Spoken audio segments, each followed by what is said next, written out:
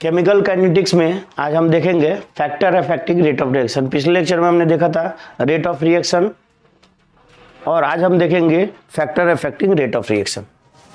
तो हम बात करते हैं factor affecting rate of reaction.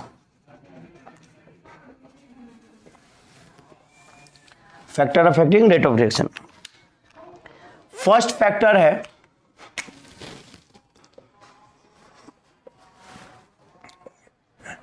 Nature of reactant and product. Nature of reactant and product. Second factor है कॉन्सेंट्रेशन। कॉन्सेंट्रेशन। थर्ड है कैटालिस्ट। फोर्थ है टेम्परेचर। फिफ्थ है पीएच ऑफ मीडियम। ठीक है ना। ये फैक्टर्स है कौन कौन से? Nature of reactant and product, concentration, catalyst, temperature, pH of medium और effect of sunlight. Effect of sunlight. Effect of sunlight. ऐसे बहुत से हैं, लेकिन हमें जो यहां पे इस टॉपिक में जो पढ़ना है सबसे इंपॉर्टेंट जो है वो क्या क्या है? कॉन्सेंट्रेशन। और इस कॉन्सेंट्रेशन में हमें क्या देखना है? प्रेशर देखना है as well as concentration. Concentration में प्रेशर भी आएगा, ठीक है ना, तो प्रेशर के बारे में भी देखना है। कैटालिस्ट है, ये इंपॉर्टेंट है, और टेम्परेचर है। हम ये तीन फैक्टर्स डिटेल्स में देखेंगे, ठीक है ना। उसमें भी सबसे ज्यादा जो पॉसिबिलिटी होती है एग्जाम में क्वेश्चन पूछने का कॉन्सेंट्रेशन का रहता है, ठीक है ना। और इसमें थोड़ा सा हम टाइम भी देंगे कॉन्सेंट्रेशन के लिए। हम सबसे पहले बात करते हैं nature of reactant and product. First factor की बात करते हैं nature of reactant and product. Nature of reactant and product में क्या होगा? देखिए सिंपल सी बात है कि यदि कोई रिएक्शन हो रहा है, ए गिव्स आउट बी, ऐसा रिएक्शन हो रहा है जिसमें ए क्या है? रिएक्टेंट है, और बी क्या है? प्रोडक्ट है। इसकी यदि हम रेट की बात करेंगे, यदि प्रोडक्ट बी ज्यादा बन रहा है, मतलब फॉर्मेशन ऑफ बी ज्यादा है, तो हम बोलेंगे कि stability of reactant, stability of reactant, एक ये बात ही होगी, और दूसरा बात होगी stability of product. Stability of product. अब इन दोनों चीजों से हम समझेंगे रेट पे क्या इफेक्ट आएगा। देखिए सबसे पहले बात करते हैं स्टेबिलिटी ऑफ रिएक्टेंट। यदि रिएक्टेंट ज्यादा स्टेबल है तो प्रोडक्ट कम से कम बनेगा, और जब प्रोडक्ट कम से कम बनेगा तो उसका रेट क्या होगा? स्लो होगा। तो हम बोल सकते हैं कि रेट ऑफ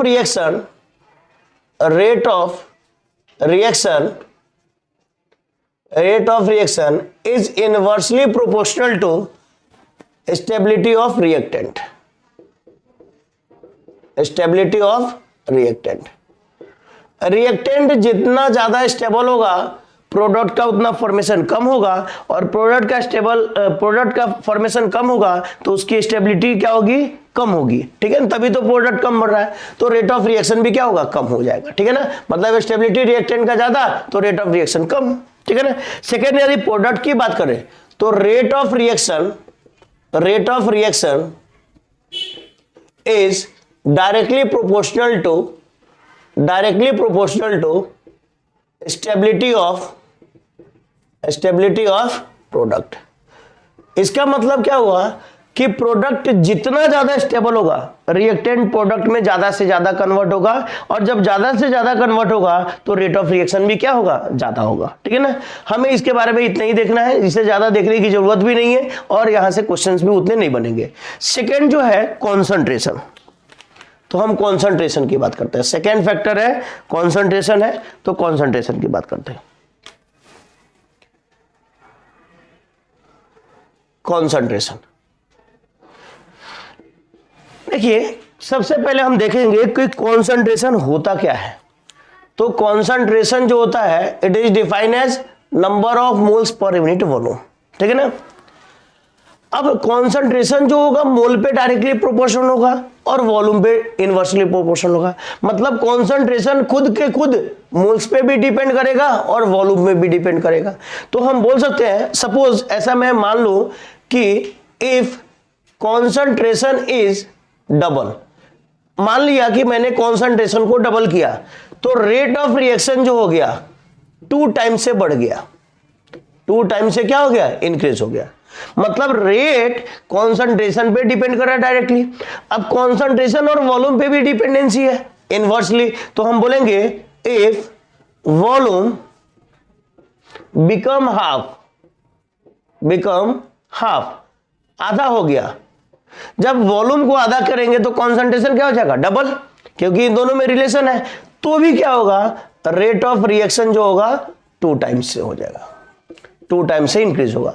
मतलब ये देखिए थोड़ा सा कॉन्सेंट्रेशन की हम बात करें तो ये बहुत ही कॉम्प्लिकेटेड वे में जा रहा है। कॉन्सेंट्रेशन डबल किया तो रेट भी डबल, वॉल्यूम को हाफ किया तो भी रेट ऑफ डबल, ठीक है ना। तो ये इसको इतने कॉम्प्लिकेटेड वे में हम ना पढ़ के सिंपल वे में पढ़ेंगे कि रेट और कॉन्सेंट्रेशन में कैसे डिपेंडेंसी होता है। अच्छा एक चीज और मैं आपको बताया था कि पीवी इज इक्वल टू जो होता है एनआरटी होता है, तो इसको हम लिख सकते हैं P is equal to N by V into R T, और एन बाई वी को हम क्या बोलते हैं, कॉन्सेंट्रेशन। तो हम इसको ऐसे भी लिख सकते हैं P is equal to C into R T. देखिए यहां से हम देखेंगे प्रेशर और कॉन्सेंट्रेशन में क्या रिलेशन है, डायरेक्टली। मतलब प्रेशर से भी हम ऐसा भी बोल सकते हैं कि इफ प्रेशर इज डबल, जब प्रेशर को हमने डबल किया, प्रेशर को हमने डबल किया, then rate of reaction also become 2 times.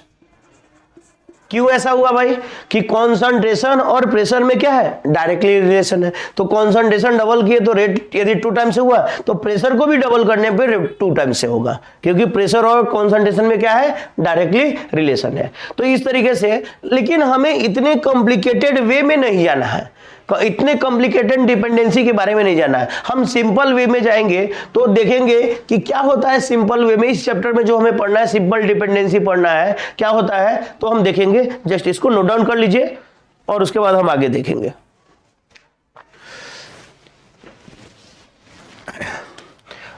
हम देख रहे थे कि रेट जो होता है ना कॉन्सेंट्रेशन पे कॉम्प्लिकेटेड वे में डिपेंडेंसी होता है, लेकिन यहाँ पे हम केमिकल काइनेटिक्स में सिंपल डिपेंडेंसी के बारे में पढ़ेंगे, ठीक है ना। यहाँ पे मैं लिख देता हूँ rate depend on concentration in A complicated manner but we have to study in a simple way, हमें पढ़ना है सिंपल वे में डिपेंडेंसी कैसे होगी। क्यों ऐसा होता है, because rate depend on progress of reaction. मतलब रिएक्शन कैसा हो रहा है उस पर भी रेट डिपेंड करता है, लेकिन हमें इसके बारे में नहीं पढ़ना है, हमें सिंपल वे में डिपेंडेंसी के बारे में देखना है। तो कैसा होगा, rate is directly proportional to concentration raise to the power order. इसको हम लिख सकते हैं, रेट को R लिखेंगे और ये प्रोपोर्शनली साइन हटेगा तो एक कांस्टेंट आ जाएगा K into concentration raise to the power order, ठीक है ना। ऑर्डर को हम N से रिप्रेजेंट कर रहे हैं, ठीक है ना। और ये जो एक्सप्रेशन मिला है, ये जो इक्वेशन मिला है, इस इक्वेशन को हम बोलते हैं रेट लॉ एक्सप्रेशन। क्या बोलते हैं, रेट लॉ एक्सप्रेशन। जिसको सिंपल वे में हम बोलेंगे RLE, रेट लॉ एक्सप्रेशन, ठीक है ना। इसमें जो टर्म है उस टर्म के बारे में हम थोड़ा सा लिख लेते हैं। Where R is equal to rate of reaction, R is equal to rate of reaction, और N is equal to order of reaction, N is equal to order of reaction, और K is equal to rate constant, rate constant, और इसको हम बोलते हैं velocity constant, velocity constant, और इसको बोलते हैं specific rate constant, specific rate constant, specific rate constant, ठीक है ना। तो ये सब टर्म से इसको हम बोल सकते हैं, किसी भी टर्म से रिप्रेजेंट कर सकते हैं। आपको कभी वेलोसिटी कांस्टेंट भी दे सकता है, कभी रेट कांस्टेंट भी दे सकता है, ठीक है ना। आपको बस पता होना चाहिए कि इसको क्या बोलेंगे। सिंपल रेट लॉ एक्सप्रेशन की बात हो रहा है तो इसलिए हम इसको रेट कांस्टेंट भी बोल सकते हैं, ठीक है ना। अब आते हैं हम इसके डेफिनेशन पे, इसको कैसे डिफाइन करेंगे। रेट कांस्टेंट के बारे में देख लेते हैं कि रेट कांस्टेंट जो है K है उसको हम कैसे डिफाइन करेंगे। तो इधर हम लिखते हैं rate constant, rate constant K। इसके हम डेफिनेशन की बात करते हैं। डेफिनेशन सबसे पहले यहां पे हम बात करेंगे रेट लॉ एक्सप्रेशन का। R इज इक्वल टू क्या है, K into concentration raise to the power N। यदि मैंने कॉन्सेंट्रेशन को 1 ले लिया, यूनिटी ले लिया, तो क्या हो जाएगा expression, R is equal to K into 1 का पावर N, और 1 का power anything is equal to क्या होता है, 1 का power anything is equal to क्या होता है 1। तो हम इसको लिख सकते हैं R is equal to K। Actual में यही इसका डेफिनेशन है कि rate constant rate of reaction के इक्वल होगा। कब इक्वल होगा भाई, जब कॉन्सेंट्रेशन को हम क्या लेंगे, 1 के इक्वल लेंगे, यूनिटी के इक्वल लेंगे। तो डेफिनेशन हम क्या लिखेंगे, rate constant is equal to rate of reaction when concentration in rate law expression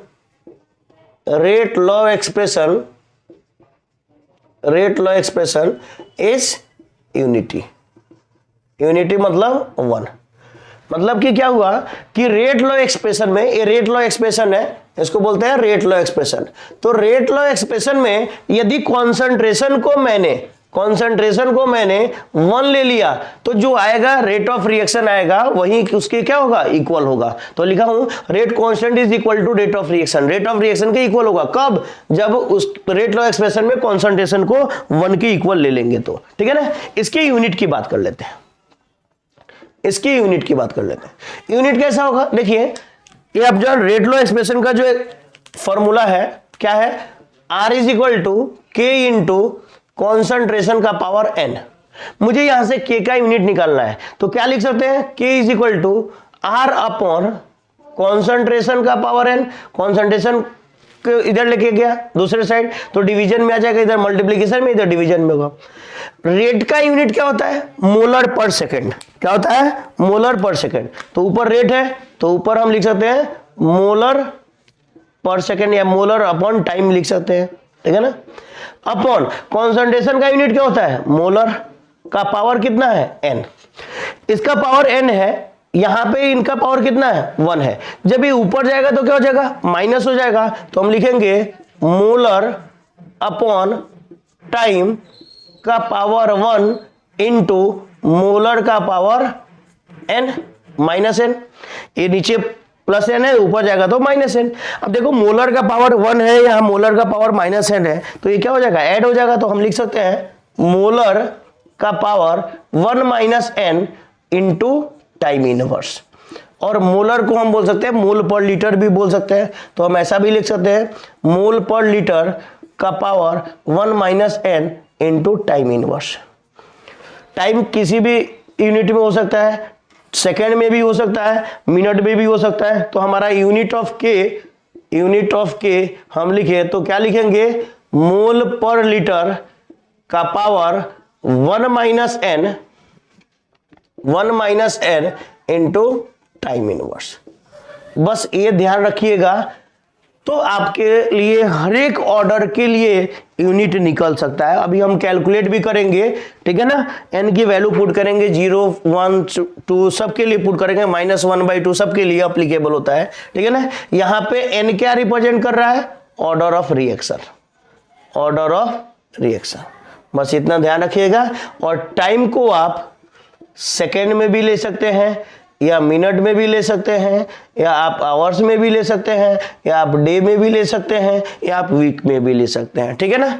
जल्दी से नोट डाउन कीजिए, इसके आगे हम इस पे क्वेश्चंस करेंगे और देखेंगे भाई रेट में क्या डिफरेंस है, रेट कांस्टेंट में, और ऑर्डर में क्या डिफरेंस है। एक क्वेश्चन कर लेते हैं अभी यूनिट ऑफ रेट कांस्टेंट का। For a particular reaction,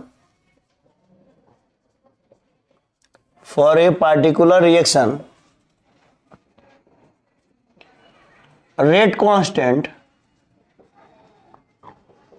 is 3 into 10 raised to the power -3 liter square mole -2 second inverse. Then calculate order of reaction.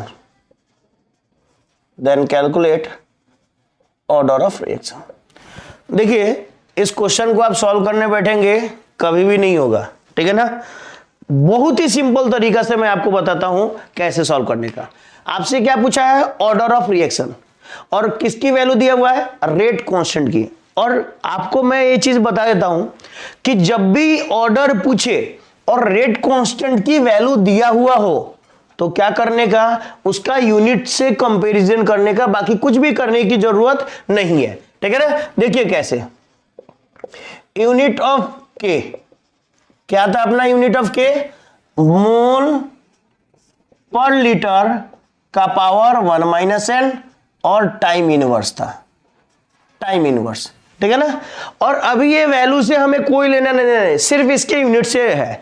तो क्वेश्चन में क्या गिवन है, गिवन क्या है, k is equal to 3 into 10 raise to the power -3 litre square upon mole square into second inverse, ठीक है ना।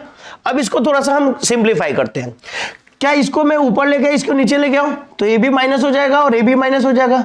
क्या हो जाएगा यहां पे, मोल -2 upon litre -2 into second inverse. इसको हम ऐसा भी लिख सकते हैं, मोल पर लीटर का पावर -2 इंटू सेकेंड इनवर्स। ये देखो के क्या यूनिट, यूनिट ऑफ के जो क्वेश्चन में गिवन है उसके अकॉर्डिंगली ये आया। और जो हमें यूनिवर्सल पता है, मोल पर लीटर का power 1 minus N time inverse, तो कंपैरिजन करेंगे, second inverse second time inverse same है, मोल पर लीटर सेम है। अब इसके पावर भी जब सब सेम है तो पावर भी इक्वल होनी चाहिए। इसको कंपैरिजन करेंगे तो 1 minus N is equal to क्या हो जाएगा, -2। यहां से हमें एन की वैल्यू मिल जाएगा। तो एन की वैल्यू क्या होगा, इधर आएगा तो माइनस हो जाएगा, माइनस है तो प्लस हो जाएगा, और इधर -2 है तो इधर आएगा तो प्लस हो जाएगा। 1 + 2 इज इक्वल टू क्या हो जाएगा, एन। तो एन की वैल्यू क्या हो जाएगा, 3। मतलब ये जो रिएक्शन है, इस रिएक्शन का ऑर्डर क्या होगा, थर्ड ऑर्डर होगा। हम बोलेंगे ऑर्डर ऑफ रिएक्शन इज 3, ठीक है ना, थर्ड ऑर्डर का रिएक्शन होगा। अब एक चीज आपको ये समझना पड़ेगा कि मान लीजिए कि आपको ऑर्डर दिया है, वैल्यू ऑर्डर का वैल्यू दे दे और पूछे कि उसका यूनिट क्या होगा, तो कैसे कीजिएगा, कैसे सॉल्व कीजिएगा, देख लेते हैं। देखिए सबसे पहले हम एक टेबल बना लेते हैं। एक साइड हम लिखते हैं ऑर्डर और दूसरे साइड लिखते हैं उसके यूनिट ऑफ के क्या हो जाएगा, ठीक है ना। तो इधर लिखते हैं हम ऑर्डर, वैल्यू ऑफ ऑर्डर लिखते हैं।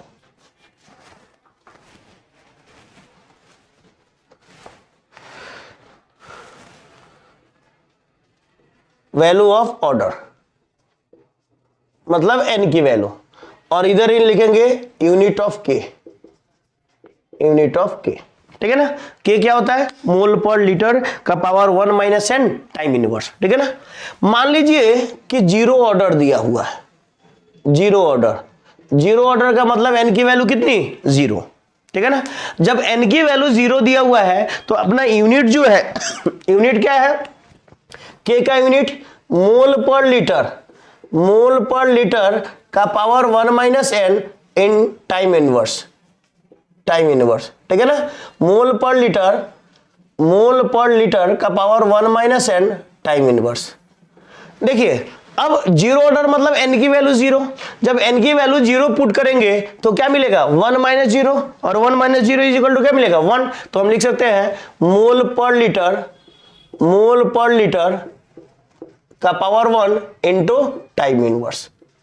ये आपका जीरो ऑर्डर के लिए हो गया, ठीक है ना। सेकेंड यदि मैं बात करूं फर्स्ट ऑर्डर के लिए, फर्स्ट ऑर्डर मतलब 1, n is equal to 1, n is equal to 1 की वैल्यू दिया हुआ, तो n के जगह पे जब 1 पुट करेंगे तो 1 माइनस 1 कितना होगा, जीरो। मोल पर लीटर का पावर जीरो, मोल पर लीटर का power zero is equal to क्या हो जाएगा, anything raise to the power zero is equal to 1 होता है। तो यूनिट क्या हो जाएगा इसका, सिर्फ और सिर्फ टाइम इनवर्स। मतलब यदि आपको क्वेश्चन में कोई यदि सेकेंड इनवर्स दिया है या मिनट इनवर्स दिया है तो समझ लो वो फर्स्ट ऑर्डर का रिएक्शन है, ठीक है ना। एक और कर लेते हैं, half order, half order, half order का मतलब 1/2, n के जगह पे 1/2 पुट करेंगे। जब n के जगह पे 1/2 करेंगे 1 माइनस 1/2 कितना हो जाएगा, 1/2 हो जाएगा। तो हम यूनिट क्या लिखेंगे इसके लिए, मोल पर लीटर, मोल पर लीटर का पावर 1/2 इनटू टाइम इनवर्स।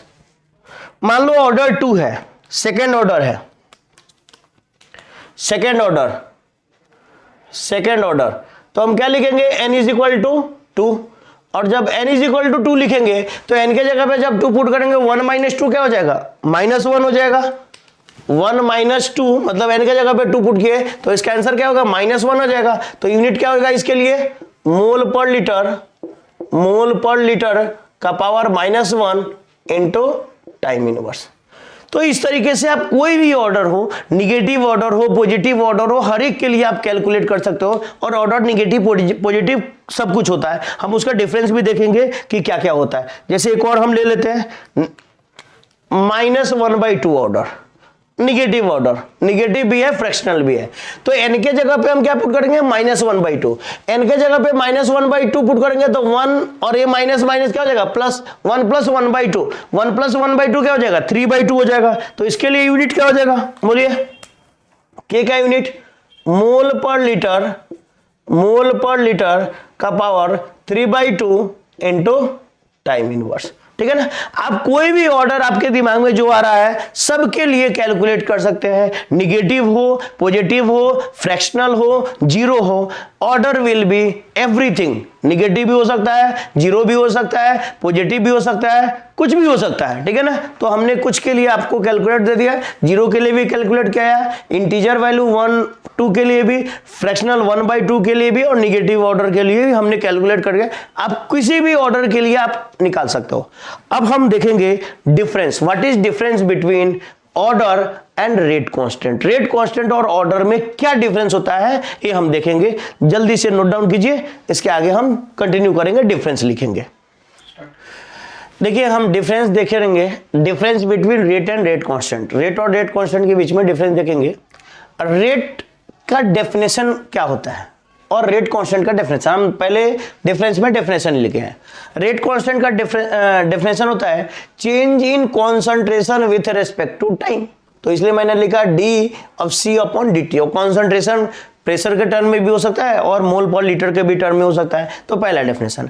दूसरा मैंने रेट कांस्टेंट के लिए क्या डेफिनेशन लिखा है कि रेट जो होता है रेट कांस्टेंट के इक्वल होगा। कब होगा, जब कॉन्सेंट्रेशन क्या होगी, 1 के इक्वल हो जाएगी यूनिटी। अभी हमने देखा था यूनिट ऑफ रेट कांस्टेंट जब निकाल रहे थे, थोड़ा सा पीछे आप पॉज करके रिवर्स लीजिए, बैक जाइए और वहां पे देखिए डेफिनेशन हमने लिखा था।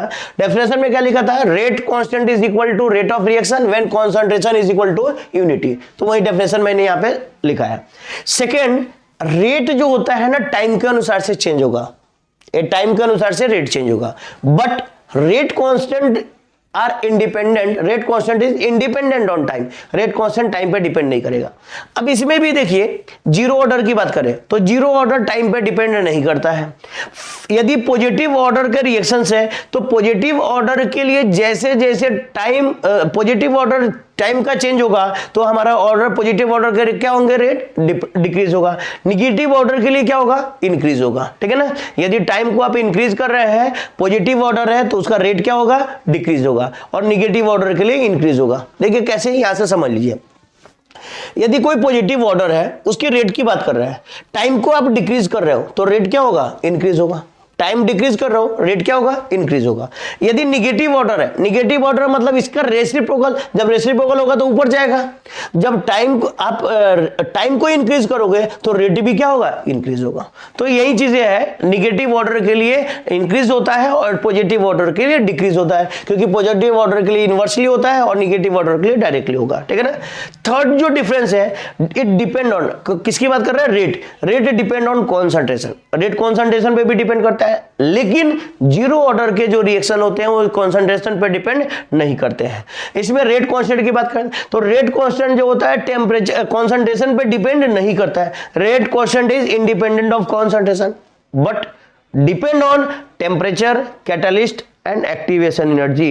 ये जो तीन चीजें हैं ये हम आगे के लेक्चर में देखने वाले हैं कि टेम्परेचर पे कैसे डिपेंडेंसी होगी, कैटलिस्ट पे कैसी डिपेंडेंसी होगी और एक्टिवेशन एनर्जी पे कैसे डिपेंडेंसी होगी। ये तीनों डिपेंडेंसी हम के आगे देखने वाले हैं, जहां से यहीं से आता है हमारा आरएनएस इक्वेशन आता है, ठीक है ना, और कैटलिस्ट एक्टिवेशन एनर्जी आता है, ठीक है ना। Catalyst rate of reaction increase होता है, डिक्रीज होता है, उससे एक्टिवेशन एनर्जी पे भी डिपेंड आता है। तो ये तीनों डिपेंडेंसी हम आगे देखने वाले हैं। और जो आखिरी वाला जो डिफरेंस है रेट का, वो क्या है, यूनिट की बात कर रहे हैं। तो यूनिट ऑफ रेट क्या है, मोल पर लीटर और टाइम इनवर्स।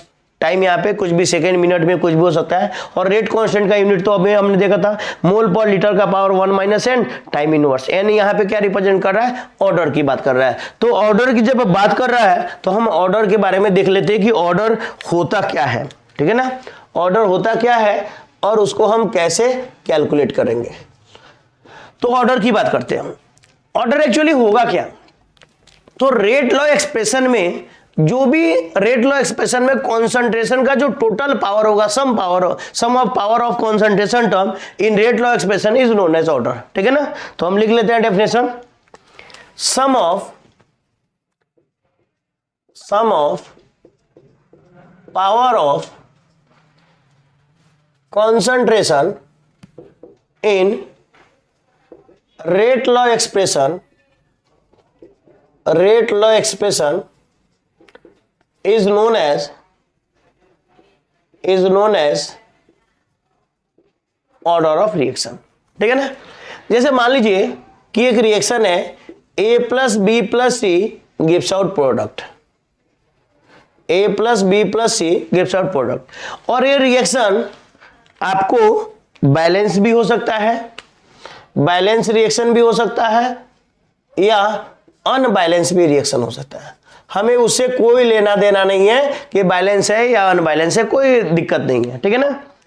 अब इसमें देखिए, मान लीजिए हम ए के रेस्पेक्ट में ऑर्डर की बात करते हैं तो P मान लेते हैं, बी के रेस्पेक्ट में Q और C के रेस्पेक्ट में R मान लेते हैं। तो हम लिखेंगे R is directly proportional to concentration of A raise to the power P। R को क्या बोलेंगे, रेट ऑफ रिएक्शन, और ए क्या है, कॉन्सेंट्रेशन ऑफ ए, और पी क्या है, यहां पे लिखते हैं P is equal to order with respect to A. और ए पॉजिटिव भी हो सकता है, निगेटिव भी हो सकता है, फ्रैक्शनल भी हो सकता है, ठीक है ना। कैसी भी वैल्यू हो सकती है, ऑर्डर जो होता है पॉजिटिव भी हो सकता है, निगेटिव भी हो सकता है, फ्रैक्शनल भी हो सकता है, ठीक है ना। बी के रेस्पेक्ट में हमने ऑर्डर मान लिया Q, तो क्या लिखेंगे, rate is directly proportional to B raise to the power Q। यहां पे Q क्या है, order with respect to B, और ए वैल्यू भी कैसी हो सकती है, पॉजिटिव वैल्यू हो सकती है, निगेटिव हो सकता है, या फ्रैक्शनल वैल्यू हो सकती है, ठीक है ना। सी के रेस्पेक्ट में आर मानते हैं तो क्या हो जाएगा, R is directly proportional to active mass of C का पावर आर, और आर को क्या बोलेंगे, order with respect to C, और ये वैल्यू भी क्या होगी, पॉजिटिव हो सकती है, निगेटिव हो सकती है, या फ्रैक्शनल हो सकती है, कोई भी टर्म हो सकता है। जब इन तीनों इक्वेशन को हम कंबाइन करेंगे तो क्या मिलेगा, R is directly proportional to A raise to the power P into B raise to the power Q into active mass of C raise to the power R, और ये जब प्रोपोर्शनलिटी साइन हटेगा तो constant आ जाएगा, और ये constant को ही क्या बोलेंगे, rate constant K into active mass of A raise to the power P into B raise to the power Q into active mass of C raise to the power R। और यहाँ पे हम overall order की बात करें, overall order की बात करें तो ओवरऑल ऑर्डर क्या हो जाएगा इसका, P plus Q plus R, P plus Q plus R। देखिए इसी एक्सप्रेशन को हम बोलते हैं रेट लॉ एक्सप्रेशन। क्या बोलते हैं, रेट लॉ एक्सप्रेशन। तो इस रेट लॉ एक्सप्रेशन में जो भी कॉन्सेंट्रेशन टर्म का पावर होगा, जैसे यहां पे P है, Q है, R है, इनका जो सम होगा इसी को हम क्या बोलेंगे, ओवरऑल ऑर्डर ऑफ रिएक्शन। इस रिएक्शन का ऑर्डर क्या हो जाएगा, P plus Q plus R, ठीक है ना। अच्छा दूसरी बात, ये जो ऑर्डर है हम क्या अपने से कैलकुलेट कर सकते हैं क्या, नहीं, उसके लिए आपको कुछ ना कुछ क्वेश्चन में गिवन इंफॉर्मेशन होगा। जैसे मैं एक अभी हमने क्वेश्चन कराया था यूनिट ऑफ रेट कांस्टेंट से, यूनिट दिया था, फिर वहां से हम कैलकुलेट किए थे, ऑर्डर को कैलकुलेट किए थे। और दूसरा और क्या इंफॉर्मेशन दे सकता है, तो हम आगे के जैसे जैसे हम आगे बढ़ेंगे लेक्चर में हमें वो चीजें क्लियर होते जाएगी कि कुछ ना कुछ आपको क्वेश्चन में गिवन होगा और उससे हम क्या कर सकते हैं, कैलकुलेट कर सकते हैं ऑर्डर को, ठीक है ना। ऑर्डर कैसी क्वांटिटी है, एक्सपेरिमेंटल क्वांटिटी है, ठीक है ना, एक्सपेरिमेंटल क्वांटिटी है। इसके लिए कुछ ना कुछ आपको इंफॉर्मेशन दिया होगा कैलकुलेट करने के लिए, या आपको क्वेश्चन में गिवन ऑर्डर होगा, या कुछ ऑर्डर निकालने के लिए कुछ आपको इंफॉर्मेशन दिया हो सकता है। तो आपको मैं लिख देता हूं यहां पे नोट करके, order is an experimental quantity, experimental quantity या experimental value which is given in question,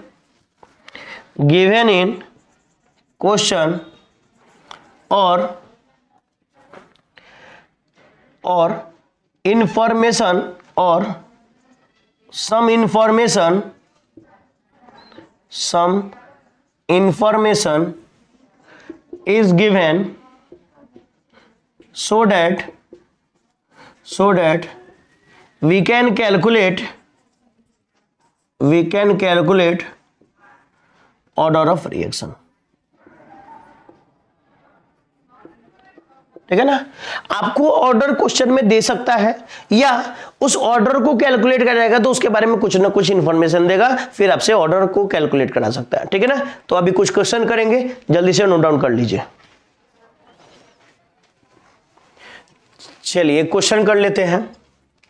एक क्वेश्चन आपको बोर्ड पे दिख रहा होगा, 2a plus p gives out product, ठीक है ना। ये रिएक्शन दिया हुआ है, order with respect to a is 2 and order with respect to b is -1। a के रेस्पेक्ट में ऑर्डर 2 है और b के रेस्पेक्ट में -1 है। तो बोला हुआ है राइट रेट लॉ एक्सप्रेशन।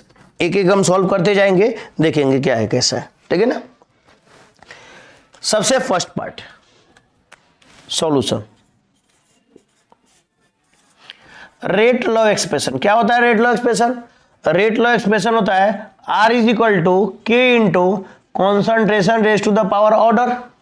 अब यहाँ पे A और B दो रिएक्टेंट है, तो क्या लिखेंगे, R is equal to K into A rate raise to the power order. A के रेस्पेक्ट में ऑर्डर कितना है 2 into B raise to the power -1। ये आपका रेट लॉ एक्सप्रेशन होगा, इसी को हम बोलेंगे रेट लॉ एक्सप्रेशन। तो रेट लॉ एक्सप्रेशन आप ऐसे लिख सकते हैं, ठीक है ना। सेकेंड, टोटल और ओवरऑल रिएक्शन। तो ये second part, overall reaction,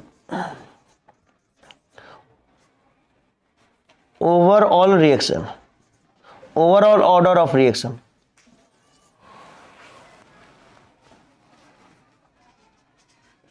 order of reaction overall order of reaction, ये कैसे निकालेंगे ओवरऑल ऑर्डर ऑफ रिएक्शन? ए के रेस्पेक्ट में कितना है 2, बी के रेस्पेक्ट में कितना है -1, दोनों को ऐड कर देंगे तो 2 प्लस ऑफ -1 कितना हो जाएगा फर्स्ट ऑर्डर, ठीक है ना। नेक्स्ट हम आगे देखते हैं, थर्ड पार्ट क्या बोलता है, what will the effect on rate if concentration of A is double. देखिए ए वाला थर्ड पॉइंट वाले को थोड़ा सा स्टार मार्क कर लेते हैं और इसके लिए मैं आपको शॉर्टकट बता देता हूं, ध्यान रखिएगा। कभी ए के कॉन्सेंट्रेशन को डबल किया, बी के कॉन्सेंट्रेशन को कोई छेड़छाड़ नहीं हुआ, तो हम क्या लिखेंगे R is equal to K into A raise to the power 2 into B raise to the power -1। A initial था, अब इसको डबल किया था मतलब ए के कॉन्सेंट्रेशन कितना हो जाएगा R dash is equal to क्या के इंटू 2a का पावर 2 इंटू बी का पावर -1। इसको 2 का पावर 2 कितना हो जाएगा 4, तो R dash is equal to क्या हो जाएगा 4k इंटू ए का पावर 2 इंटू बी का पावर -1। जब इन दोनों को कंपेयर कीजिएगा तो R डैश क्या हो जाएगा 4 टाइम्स, मतलब इनिशियल का 4 टाइम्स होगा। मैं कभी भी आपको सजेस्ट नहीं करूंगा ऐसे कंपेयर करने के लिए, आपको मैं मेथड बता देता हूं, हमेशा उसी से ध्यान रखिएगा। कैसे? Rate is directly proportional to concentration raise to the power order. जिसके कॉन्सेंट्रेशन को चेंज किया गया उसके सिर्फ मैग्नीट्यूड को लेने का, बाकी कुछ नहीं लेने का, और उसी का ऑर्डर लेने का।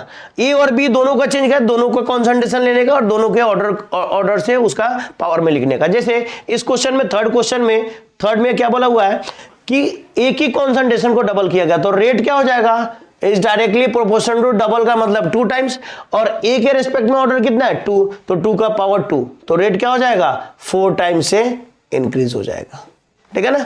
तो इस तरीके से बहुत ही आसान तरीके से क्वेश्चन सॉल्व हो जाएगा।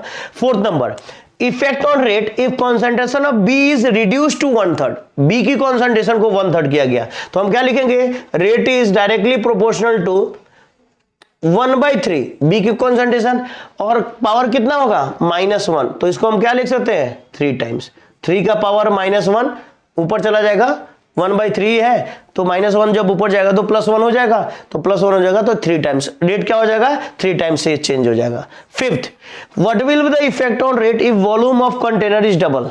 देखिए ये दोनों क्वेश्चन में थोड़ा सा, यही मैं आपको बता रहा था फैक्टर इफेक्टिंग में, कॉन्सेंट्रेशन में वॉल्यूम भी आता है तो वॉल्यूम पे भी डिपेंड करता है, लेकिन जब यहां पे हम वॉल्यूम की बात करेंगे तो rate is inversely proportional to volume raise to the power overall order.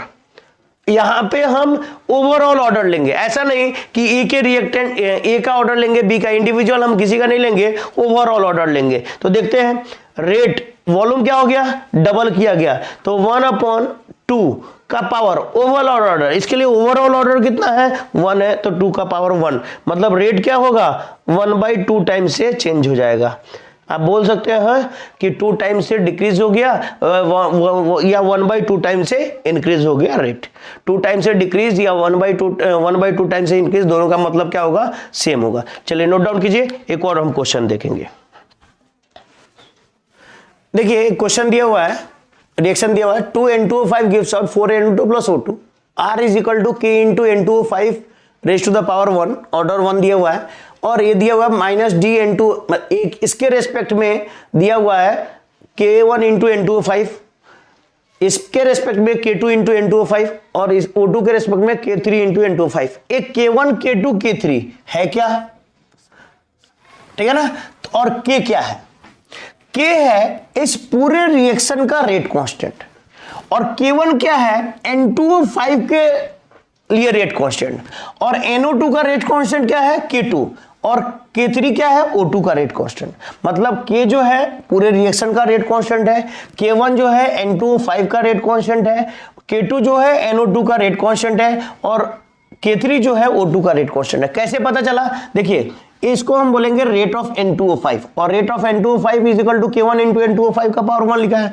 Rate of NO2 is equal to K2, मतलब जिसका रेट है तो उसी का रेट कांस्टेंट होगा, और K रिएक्शन का। तो पूछा है डिराइव रिलेशन बिटवीन K, मतलब reaction rate constant K1 N2O5 के रेस्पेक्ट में, K2 NO2 के रेस्पेक्ट में, और K3 O2 के रेस्पेक्ट में आपको रिलेशन निकालना। तो देखिए सॉल्व करने का तरीका कैसे सॉल्व करेंगे ऐसे क्वेश्चंस को, ध्यान से देखिएगा। पहले मुझे बताइए कि क्या हम ओवरऑल रिएक्शन के लिए रेट का एक्सप्रेशन लिख सकते हैं क्या? यस, लिख सकते हैं। कैसे?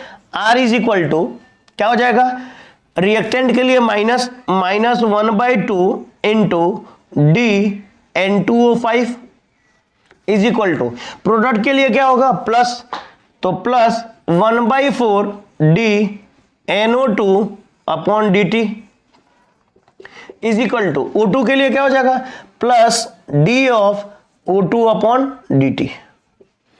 ठीक है ना। और रेट को रेट लॉ एक्सप्रेशन के टर्म में भी लिख सकते हैं, तो इसको हम लिखेंगे K into N2O5 raise to the K into N2O5 raise to the power 1। ये रेट को मैंने लिखा, ये जो दिया हुआ है देखिए, minus DN2O5 upon dt is equal to क्या है, K1 इंटू N2O5 अपॉन 2, तो हम लिख लेंगे 1/2 into K1 into active mass of N2O5।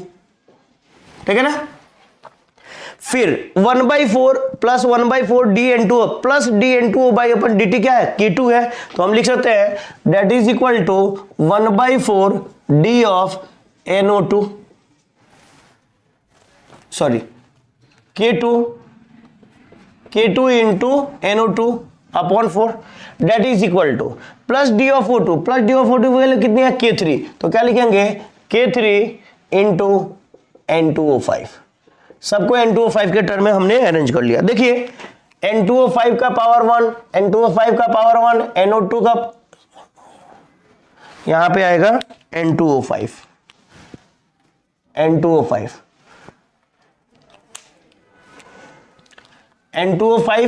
का पावर 1, N2O5 का पावर 1, सब क्या हो जाएगा, कैंसल। क्या मिलेगा यहां से, K is equal to K1 upon 2 is equal to K2 upon 4 that is equal to K3।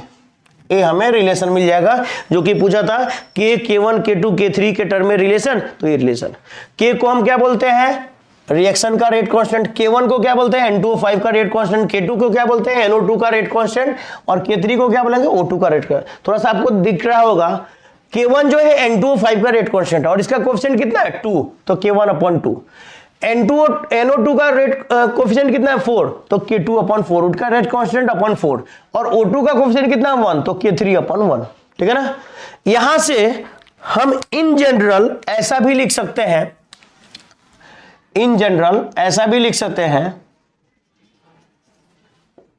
K of reaction, एक K किसका, रिएक्शन का, is equal to K of reactant या product upon coefficient, K of reactant या product upon coefficient. मान लीजिए किसी reactant या product का रेट कांस्टेंट निकालना हो तो हम कैसे निकालेंगे, इनको मल्टीप्लाई करके, तो दैट मीन्स यहां से हम लिख सकते हैं K ऑफ रिएक्टेंट या product is equal to K of reaction into coefficient, किसका, जिस रिएक्टेंट का निकालना है उसी के कोफिशिएंट से हम क्या करेंगे, मल्टीप्लाई कर देंगे, तो हमें क्या मिलेगा, रेट कांस्टेंट मिल जाएगा। जैसे एक छोटा सा एग्जांपल ले लेते हैं, हम एक एग्जांपल लेते हैं, A है, B है, गिव्स आउट C है और D है। इसके लिए आपको रेट कांस्टेंट की वैल्यू दिया हुआ है K, इसका rate constant K, KB, KC, KD, इसका रेट कांस्टेंट दिया हुआ है K, इसका रेट कांस्टेंट KB, इसका रेट कांस्टेंट KC और इसका रेट कांस्टेंट KD और पूरे रिएक्शन का रेट कांस्टेंट K। तो पूछा what is the relation between K, KB, KC and KD। तो कुछ नहीं करने का, क्या करने का, K इज इक्वल टू क्या लिखोगे, K अपॉन इसका कोएफिशिएंट कितना है, A, that is equal to KB upon इसका कोएफिशिएंट कितना है, B, that is equal to C का रेट कांस्टेंट KC अपॉन इसका कोएफिशिएंट कितना है, C, इज इक्वल टू इसका कितना है, KD अपॉन क्या लिखोगे, D। यहां से आपको रिलेशन मिल जाएगा K, KB, KC और KD के टर्म में कि क्या होने वाला है, आप कैलकुलेट कर सकते हो। ठीक है ना। एक छोटा सा और क्वेश्चन कर लेते हैं, जल्दी से नोट डाउन कीजिए। ठीक है ना। कैसे, देखिए एक छोटा सा क्वेश्चन कर लेते हैं, आप घर पे ट्राई कीजिएगा। 2A plus 3B gives out सी। ऐसा रिएक्शन दिया हुआ है। इस रिएक्शन के लिए रेट कांस्टेंट दिया हुआ है, रेट कांस्टेंट की वैल्यू दिया हुआ है के, और ए के रेस्पेक्ट में रेट कांस्टेंट दिया हुआ है के, बी के रेस्पेक्ट में दिया हुआ है के बी, और सी के रेस्पेक्ट में दिया हुआ है के सी। तो आज आपसे पूछा है व्हाट इज रिलेशन बिटवीन के बी एंड के सी। ठीक है ना। आप, मैं सॉल्व कर रहा हूं, आप पॉज करके सॉल्व कीजिएगा पहले, फिर उसके बाद क्रॉस चेक कीजिएगा। क्या लिखिएगा, के इज इक्वल टू के अपॉन उसका कोफिशिएंट कितना 2, डेट इज इक्वल टू क्या हो जाएगा के बी अपॉन उसका कोफिशिएंट कितना 3, डेट इज इक्वल टू क्या हो जाएगा के सी अपॉन 1। तो ये आपका रिलेशन मिलेगा। कोई भी रिएक्शन के लिए जब भी ऐसा रिलेशन पूछे तो आप निकाल सकते हैं। के बी के, अब यहाँ से के की वैल्यू पूछे तो 2 इंटू के बी की वैल्यू पूछे 3 इंटू के सी की वैल्यू पूछे तो के इक्वल आ जाएगा। ठीक है ना। तो इस तरीके से आप कैलकुलेट कर सकते हैं। चलिए, थैंक यू।